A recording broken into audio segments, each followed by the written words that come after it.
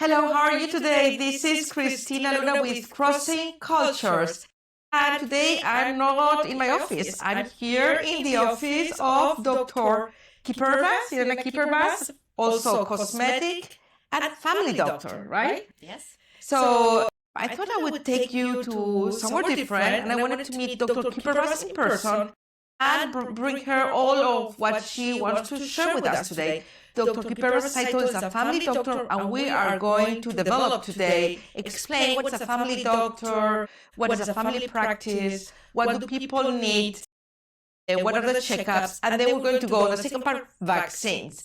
And of course, as this is Crossing Cultures, Dr. 𝐾𝐸 is going to take us to one of her trips and also share with us a recipe, right? Yes. We'll have to wait for the end of the show for that, for the third segment. So, Dr. 𝐾𝐸, thank you so much for, having us in your office today. Thank you. I know you're very busy, so we really appreciate it. And in person, so that's a luxury, right? In person. So, Dr. 𝐾𝐸, tell us, what does a family practice mean? Because nowadays, things are so different from years ago when you had a doctor that would go to your home, right? And stay with you and your family for 30, 40 years, right? Yes, so that's a traditional family practice. That's family physician who practice family practice. It is traditional way of doing that. And of course, moving forward from history, we cannot drive around the houses. And we would like patients to come to our offices and see us on a regular basis. So what is the difference between family practice, primary care, and family doctor? So, family doctor is practicing family practice, and primary care is just a definition how we practice family practice. You can be primary care for pediatric, for children. You can be primary care for elderly people. It's all about primary care who takes care of you, but on the basics, it's all family physicians who takes care of you and provide you primary care. So what should we do nowadays that's different from what we used to do? The doctor would come to your house. Now you have to go to the doctor's office, right? All right. So who do we have to look for? Do we need somebody that's a permanent one, somebody that's for the whole family, somebody that's also for our kids? How often should we go? Can you guide us in what is best for our family health, the health of our family? I think every adult needs to have a family doctor. And it doesn't have to be one family doctor for the whole family. Everyone can choose your own primary care physician or family doctor. But by choosing family doctor for yourself, you think about doing primary checkups every year, once a year, physicals, when your family doctor will review with you all preventative services appropriate to your age group and your medical conditions. So you will get all necessary screening and vaccinations. Now, pediatrics can have their own primary care physicians or pediatrician, which usually is from infancy to 18 years of age, and the teens they transfer to family doctor. Maybe some parents will think, oh, I will have my teenage kids after 18 go to our doctor so I can ask them about it.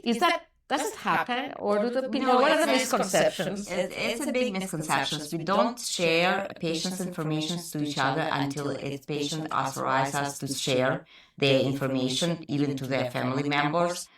Lots of times teenagers bring their parents, but besides that, I always ask whether or not children are okay to speak about my questions in front of the parents. So that's... We never share anything unauthorized by patients, even patients on underage patients. Yeah, so you know that, right? That your kid is safe, and if you want to know something, ask them. Don't ask the doctor, because the doctor won't tell you. Well, underage, yes, right?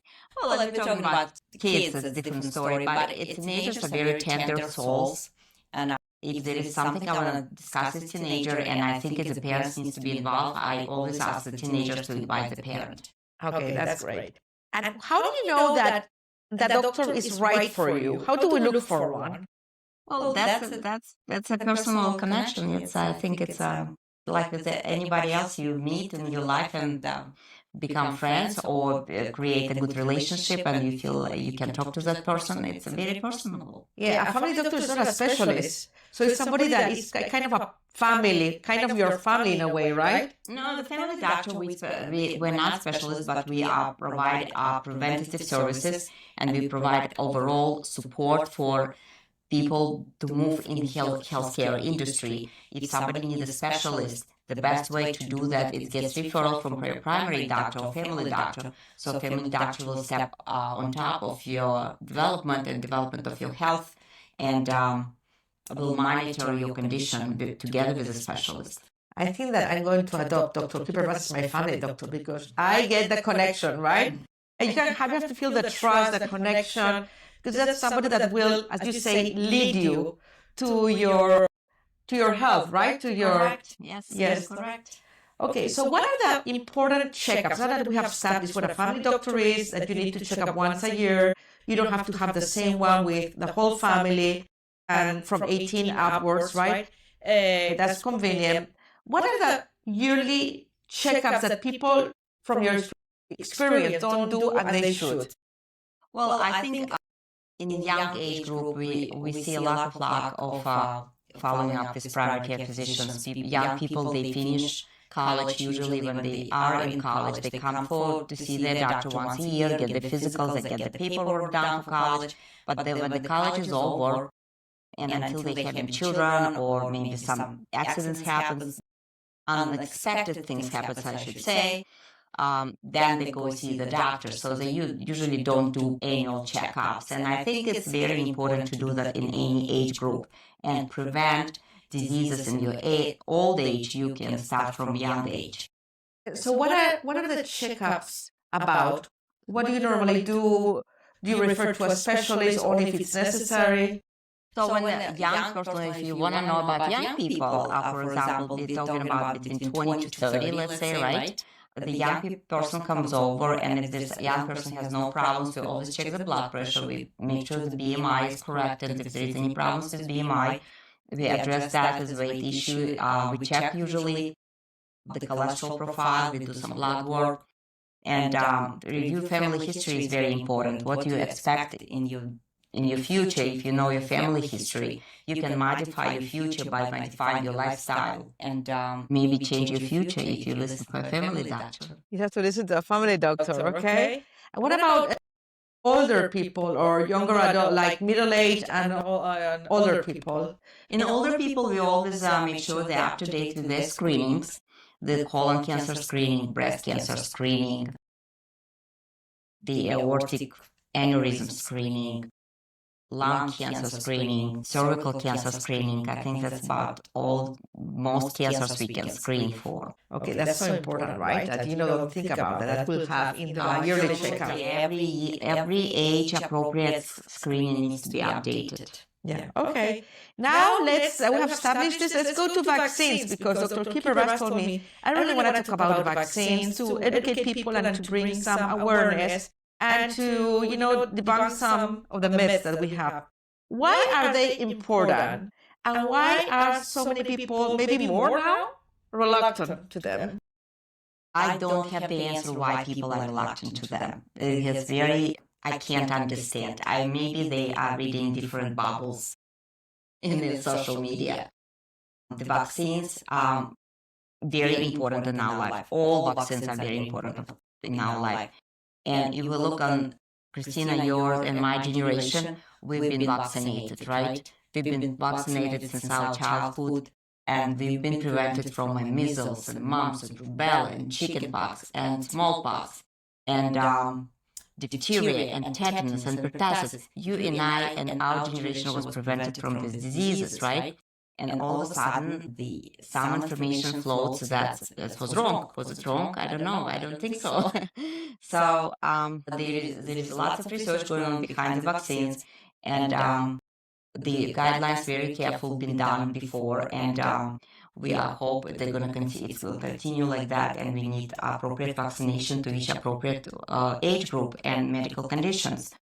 For example, people in a high risk group for infectious pneumonia needs to have pneumococcal vaccine at the age of 50, and some people who are regular age can have it at 65. who doesn't have high risk for pneumonia disease, who don't smoke, who don't have lung diseases. They don't have to have it early in their life. Let's talk about a very important myth, which I want to address, is that the vaccines give you a disease, which is absolutely wrong. The vaccine is designed to develop immunity in your body to prevent you from the diseases. And let's go to example of a flu shot. A lot of people say, I got the flu shot last year, 25 years ago, and I get a flu after that. It is possible because maybe your body didn't develop immunity against the flu vaccine, against the flu disease, and that's why you get sick. Number two option, possibility, you could have get a more serious disease if you wouldn't be vaccinated. Vaccines prevent us from serious disease, from serious illnesses, debilitating diseases. You still can get the flu if you get flu shot, but it's going to be mild disease, and you're hopefully not going to need to be in the hospital for that. What about the COVID vaccine? That's also like a big controversy. I don't have a controversy about COVID vaccine. I think it's a very good vaccine, and people need to be vaccinated. Big controversy is that do we have to do it every year? And that was established, Christina, I think about 2 years ago already, that we need to get the COVID vaccine once a year. And for high-risk populations, people with chronic diseases, serious diseases, we recommend to have, an older age group, we recommend to have a COVID vaccine twice a year. So that's an important vaccine to prevent us from serious disease. What about kids? Do they need to have the flu because they say, I've heard, no, my kid is strong, or my kid will get it anyway in school, and kids have a strong immune system. Do they need or not to take the COVID, the flu vaccine? I have the same answer for you, Christina. The children can get the disease the same way as adults can get the disease. And I would like to prevent my children from being severely ill. And if there is an illness from a disease, it's going to be lighter, mild illness, which can be, and child can recover much faster than without vaccination.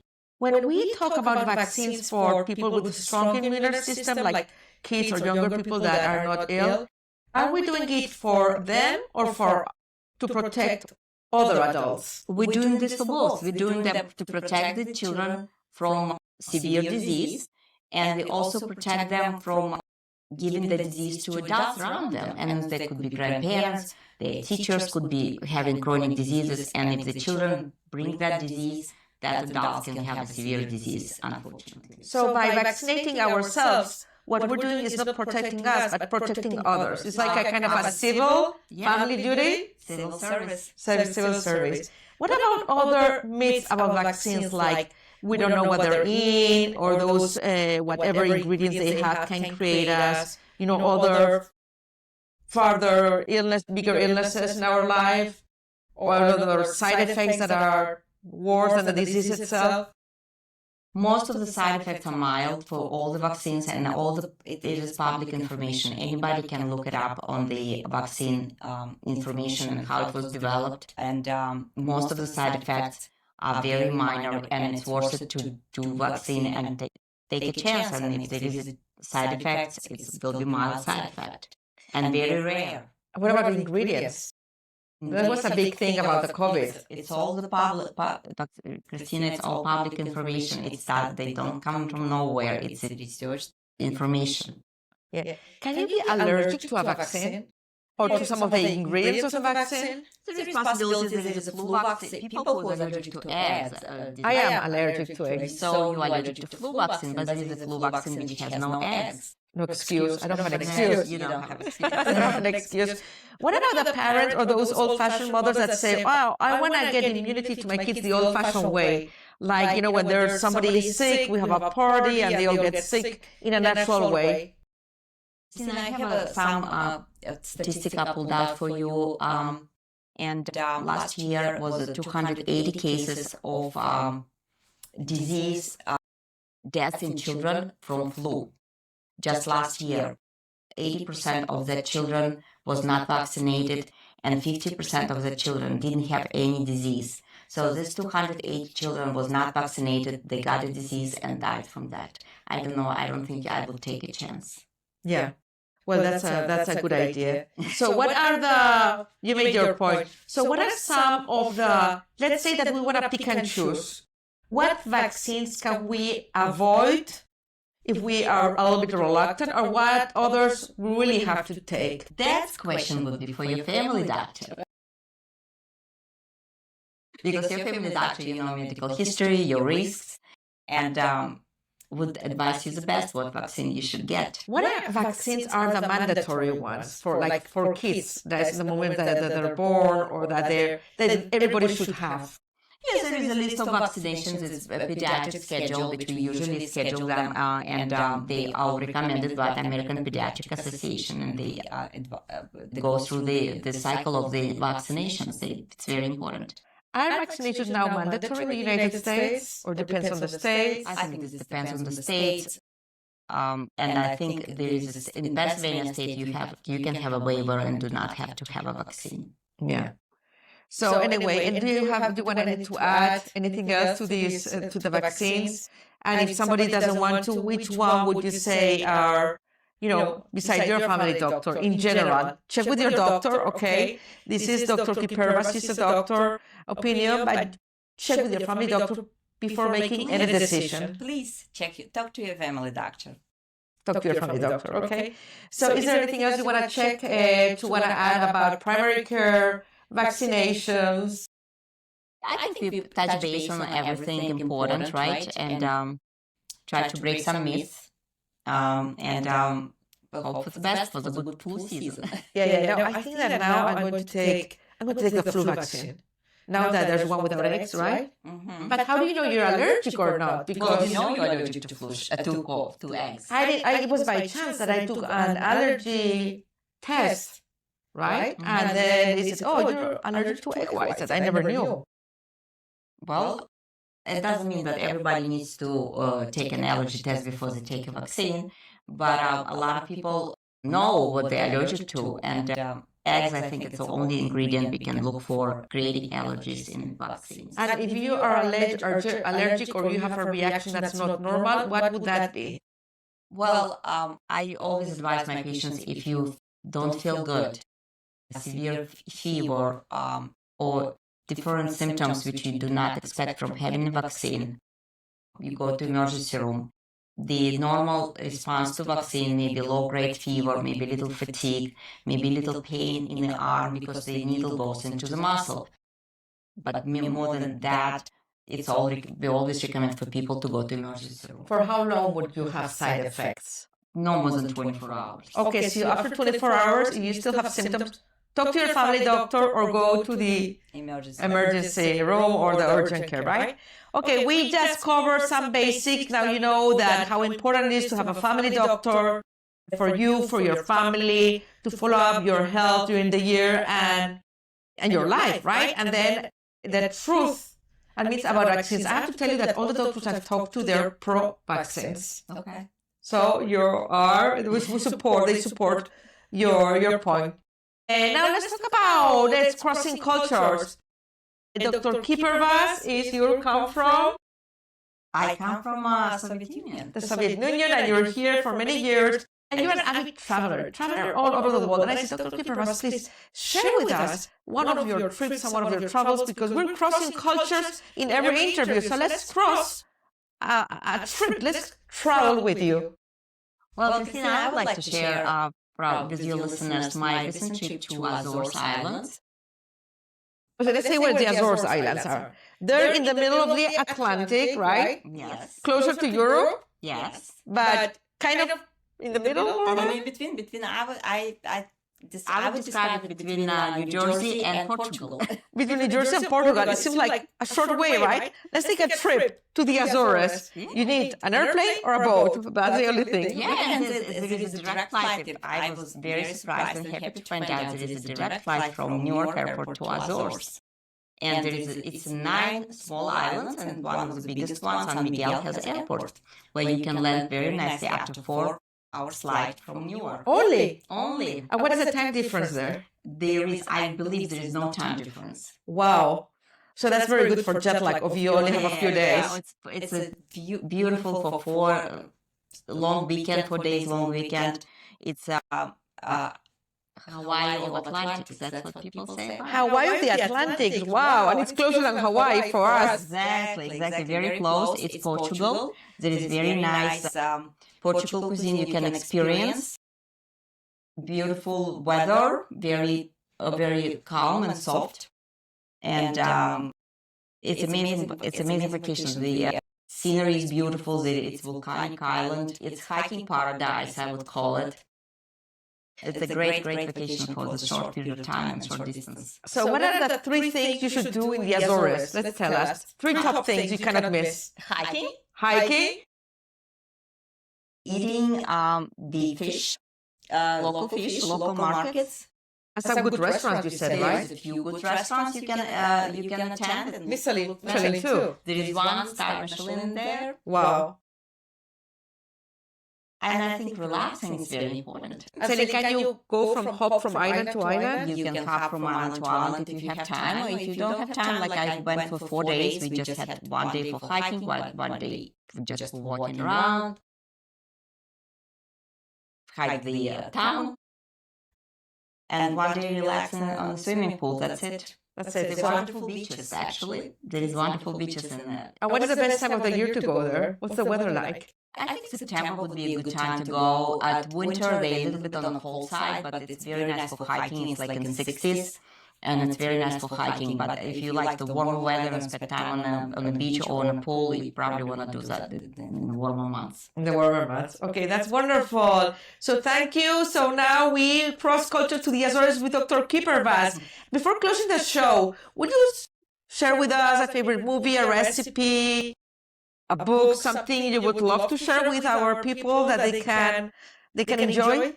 So I would like to share with you my recipe. My family favorite, and my favorite recipe to cook. And this is a duck in the pressure cooker. Easy. That is the easy recipe also.